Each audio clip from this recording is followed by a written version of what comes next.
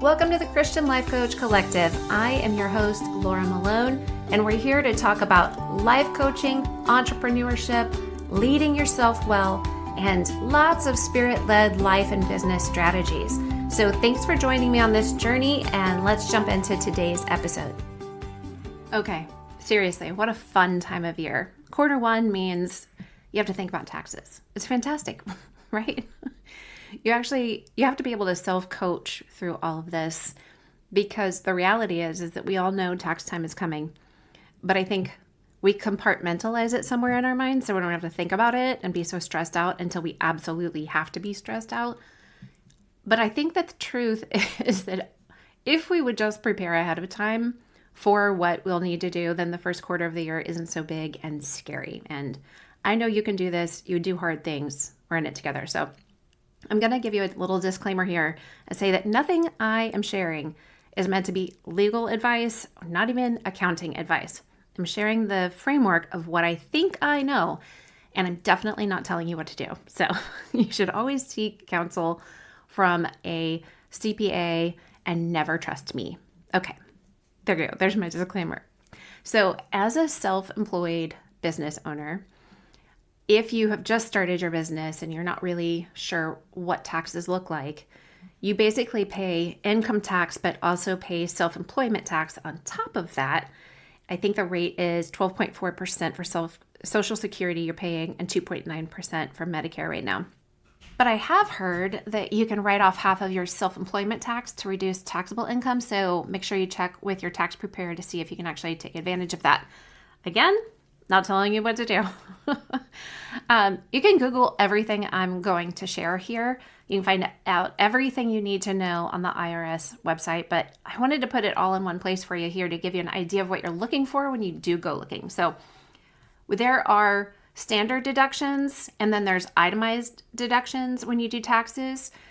There's like a rate and it changes every year. So I think for 2023, the standardized deductions, if you're single, is about $13,850.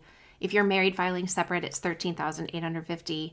If you're married filing jointly or you're qualified widower, then it's $27,700, and the head of household is $20,800. So again, that you can find that anywhere online.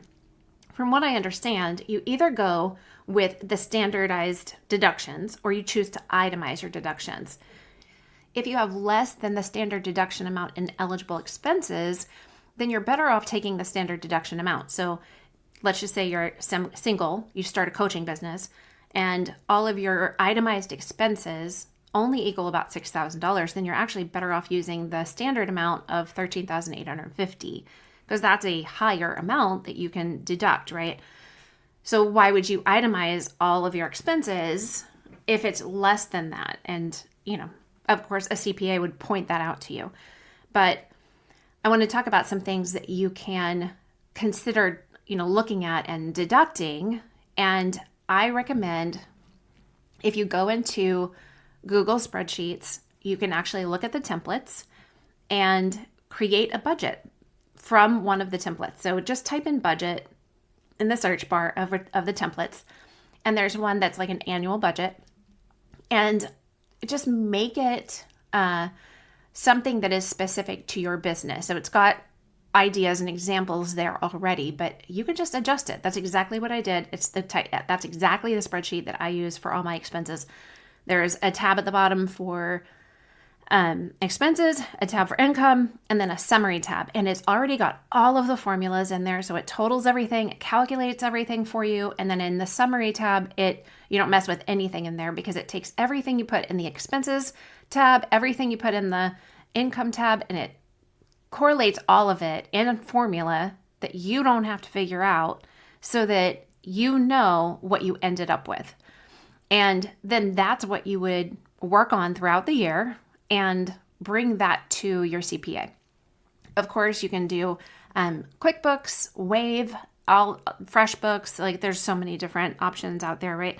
And you can connect those to your spreadsheet and then share that with your CPA at tax time. So let's talk about some of the main deductions that you can take off when you're doing your taxes. Okay, so one thing I didn't know for a long time was that you can actually write off health insurance premiums. So, especially if you work for yourself, you don't have insurance from an employer sponsored plan. So, the IRS lets people who are self employed write off their health insurance premiums. And you just, again, this is something you want to talk to your CPA about and consider, especially before you make a health insurance plan decision based on this. Make sure you have that clear. And a solo 401k is different than if you worked for an employer who offers a 401k. So a personal one basically applies the same principle. You can set up a solo 401k account and then set aside contributions of up to, like $50,000, $60,000, depending on the year, right?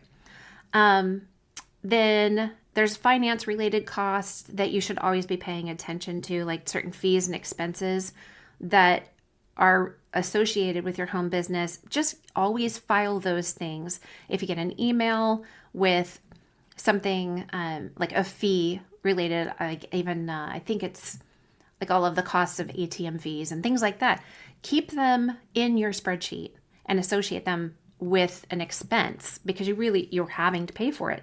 And then make sure that all of those things are in a category and define what they are and let your CPA figure out, what's deductible for you.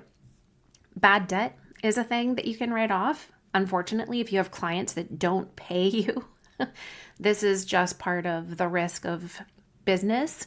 And if an amount that a client owed is included in your reported gross income for the year the deduction's being claimed or prior, you can actually write off the bad debt on your tax return. So bank fees can't be written off of personal tax returns, but as a business owner, you can actually write those off. So if the bank charges you so much per month for your account or something like that, or even opening an account and ATM charges again, then you can, again, that's another area that you want to have an expense area in your budgeting for. Major thing is startup costs. So starting your business can be quite expensive because you're not making any money yet. So probably you're spending some of your own money, but you can actually deduct some startup and organizational costs like for the first year. You just have to make sure that it's not associated with what it actually costs to run your business. Starting your business is different than running your business. So you want to separate things like your scheduler and your email service provider. You're paying for those things past the first year, like past the time you start your business, right? You're going to always be paying them every month. They don't count as a startup cost, even though you have to start paying for them at some point. But buying a new computer does count towards your startup costs. Also, all of the things you're going to have to buy the first time, like all of office items and a desk and paint the walls of your office and all of those things, startup costs. Then one of the next major things is education. So as long as you can show the training is necessary to grow your skills in business, in coaching, all of those things, you can deduct the cost of the education or training, certifications, whatever it is that you invest in. So think about this every time there's events that you want to go to, like training events and stuff, because you can actually justify those expenses if they are educational. And that also means that you can buy one of my courses to get your business started, get trained as a coach, all of those things, and write it off, or even hire me as a coach, because your own coach is a business expense that you can write off. If you buy books, anything that's going to help you learn about coaching, running a business, how to market and sell your services, all of these things can be deducted. You just need to ensure that everything you want to write off actually points to growing your skills and it's relevant and associated with the work that you do. Collection expenses, like if somebody owes money to you and you have to work with a collections agency, that is something that you can actually write off if you have to pay a collection for the collection. This is one reason, though, I say to have your clients pay you before your session. When they book with you or buy a package, like have them pay up ahead of time. People will pay ahead of time for a concert ticket that they're not going to for months. This is a thing people are doing. So you don't have to be scared that people won't pay ahead of time. People pay ahead of time for things all of the time. They pay for things they don't use all of the time. And this saves you so much stress and so much time and so much money if you just ask them to pay ahead of time, at the time of booking. You don't have to do that, but just know that there's chances that you'll have some clients who don't pay you. And fortunately, if they don't pay you, then there's some things that you can write off. Credit card fees, the cost of goods that are sold, like you have to track if you have inventory, you actually have goods that you're selling on a product, not just your coaching service. So let's just say you have a subscription box that you also you offer in addition to your coaching business. Then the cost of goods that are sold can be written off. That's, the things that you have on hand at the beginning and end of each tax year. So as a coach, outside of products and goods, things like software and subcontractors that perform a service, things like that that's part of that, but we'll get to that in just a second. Any interest you pay or accrue during the tax year is another possible deduction. It has to be related to a business expense. So, maybe like a car. If you actually need a car that you're going to use for your business, and if it's business and personal, then you deduct a percentage of that interest, that correlates with how much time you use the car for your business purpose. Office expenses, your office supplies, postage, UPS, FedEx, all of the things that you spend on sending something to your clients, newspaper and magazine subscriptions. Again, they have to have a business purpose. All of the things, back to the office supplies, all the things that you use in your home office, staples and paper, printer, all of these things. Even intangible office expenses that are, like online. So based on your home office space, if you work from home, your office doesn't actually have to be a separate room that's called an office by your kids. It could be that you work at your kitchen table or a desk. You can be in your living room. You can be in your bedroom for a long time like I was in the beginning. Deductions are based on the percentage of your home that is devoted to your business. And then you determine like the square footage of your office space, and you divide that by the total square footage of your home. The IRS basically says a home office is where you regularly use some amount of your home to work from, no matter which part. And your home has to be the main location of your business, whether you're coaching people face-to-face in your home or you're just coaching over the phone or the computer. You can do an online search to figure out how to calculate the percentage of your home that you can claim deductions on. If I try to explain it here with the formula, it's not going to make sense to you, but it's real easy to Google. Homeowners insurance, HOA fees, if you're like in a condo, something like that, or you live someplace with a neighborhood association, you can probably deduct some of the HOA fees. Might be small, but every little bit can help you. House cleaning. If you're working from home, if you hire somebody to come in and help clean your house, especially the busier you get with work, then it's a little harder if you work at home to suddenly have this like full-time job and you're trying to get to all of the house cleaning. Then you might be able to write off the cleaning supplies, cleaning help, all of those things. Mortgage insurance, mortgage interest, repairs and maintenance, and utilities in your house, all of those, a portion of that can potentially be written off. Again, talk to your CPA, and they'll help you figure out how much and how to calculate all of that. Then in marketing and such, you can write off advertising costs, like if you have business cards or your website. If let's say you run ads somewhere, promotional costs, or let's just say you even sponsor an event near you, or like your kids' baseball team. If you want to sponsor, that's actually an advertising cost that can be written off.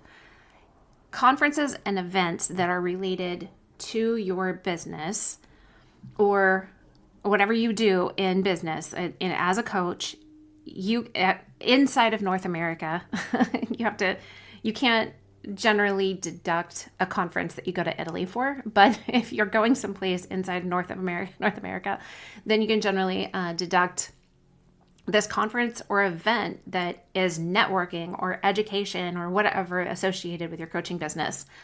And that includes entertainment and meals for clients and people that you're working with and things like that. So there's something the IRS calls a directly related test or associated test. You can Google that or talk to your CPA about it. But basically, like if I take a client out or I'm working with somebody about my business, then I can actually take them out. I can't take them on a cruise, but I can take them out to dinner and even take them to, let's say we go to Topgolf and we spend the night. I'm entertaining my client or, maybe taking them out for a big celebration about the work they did, right? If they live close by. Or if you want to buy a gift for a client. So I have different gifts that I've given to people who have finished certain courses. Actually, when I started doing that, I didn't know I could write those off. But the saying is a happy customer is a loyal customer. So why not, offer a thoughtful gift if it's their birthday or they have a milestone in their business or their life. You can, I think it's like up to $25 a gift that you can deduct. Let's see. Also, the accounting fees, consultant fees, legal fees, and then subcontractors, so let's say you hire a virtual assistant to help you. Like you've gotten pretty busy in your business and you're coaching a lot of people. You just need somebody to help run all of those SOPs you set up for all the things that you need to do in the back office side of things, or maybe your social media. And you've hired somebody like a subcontractor to help work for you in your business, right? So the fees you pay to them are deductible under your cost of services. And you'll have to actually submit a Form 1099 for each subcontractor if you've paid them more than $600 in the year. So you would actually have to give them a 1099. And all of those things, again, accounting, like getting your taxes done or working with consultants, legal fees if you need to pay somebody to help you develop contracts or you have a problem or a client wants to sue you, those kinds of things. Again, put that on your budget sheet and make sure that your accountant knows about where all of these fees have come into play. And then if you're traveling, plane tickets, hotels, any type of lodging, meals while you're traveling, rental cars, all of these things, gas costs. If any of that's associated with business, let's say you're going to go to a life coaches conference in Charlotte, North Carolina. It's a great place to come. So if you did that and you had to fly there and you stay at a hotel, you're going to have to eat while you're at the conference and you're going to have to rent a car. You can write all of that off along with the conference because it's actually a business associated event and education and networking. So that's pretty awesome. If you, if you do use, most online coaches are not traveling to see clients, but sometimes we do. So if you're using your car for personal use, then you can determine a portion of time and write off some percentage of your vehicle costs. Or instead you can actually do like a mileage reimbursement type of, it's like 57 cents or something like that, to deduct the cost of using your car, 57 cents per mile or something like that you get. So if your home office is your base location, and that means you get 57 cents per mile if you're traveling away from home to those conferences or, networking events or clients. You're going to meet them half an hour away at a coffee shop. Any of those things you can write off. And then parking and tolls, same thing. So there's a lot of stuff that you can actually write off. If you consider all of these potential tax deductions for your home business, and make sure you keep in mind that the IRS's guideline is the expense has to be ordinary and necessary in order to qualify as a potential deduction, right? It's pretty awesome. There's a lot here that you can save some money on. So you don't have to be so scared of paying taxes if you understand how you can reduce the taxes you have to pay ahead of time. Just you have to do a little bit of legwork and get it all in a spreadsheet, pay attention to it, start in the beginning. It's much harder if you didn't ignore it. If you ignore it and go away, it will not go away. So it only works for your teeth. Ignore them and they will go away. Okay, so think about it in this context. The sooner you get clarity and the sooner you start keeping track of things instead of ignoring them because they feel overwhelming, they stress you out, then the sooner you're actually going to have peace and clarity because you know that there's a plan and a process in place for this. So you don't have to get so freaked out when you think about doing your books or paying attention to what's in the bank because you're keeping an eye on it consistently. And honestly, the sooner you know what's in the bank and what's not in the bank, the better you're going to have the better knowledge you're going to have about what do you need to be doing in your business to get to where you need to be. If you don't have any money in the bank to pay taxes because you spent all of it because you didn't put it in a savings account because you never opened one or you never opened a business bank account, et cetera, et cetera. You've got to get things in place sooner rather than later. I know what it takes. I know what it costs to wait. But I also know that it costs you so much in your mental clarity and freedom and peace when you hold on to your fear of tackling something. And it's not worth it. On a side note, just so you know, if you're self-employed and you've never been self-employed before, you don't get a W-2. That only happens for people on a company payroll. If you, let's say, coached for a company, they hired you to coach for them, then they're going to send you a 1099. That's a non-employee compensation report. So the 1099 is only something you're going to get if a company contracted you, and a 1099 is something you would give if you have somebody that you contracted, like a virtual assistant, right? I highly recommend having somebody else do your taxes for you if you're a business owner. It is so hard to feel like you got it right for your own personal taxes. You and I know, it's not fun. I do not do my own taxes. But with business, you seriously don't want to put yourself at risk of messing it up or at risk of having to be audited. It is not fun. And if I were you, if you're worried about having to pay a CPA to do your taxes, set money aside throughout the year. Literally, you're going to have to set, let's say, $50 a month. Set $50 a month aside throughout the year into your business savings account, which you should set up with your business checking account as soon as you decide to start your business. And then make sure that the money is there to pay somebody when it's time to do your taxes. That is going to hugely reduce your stress.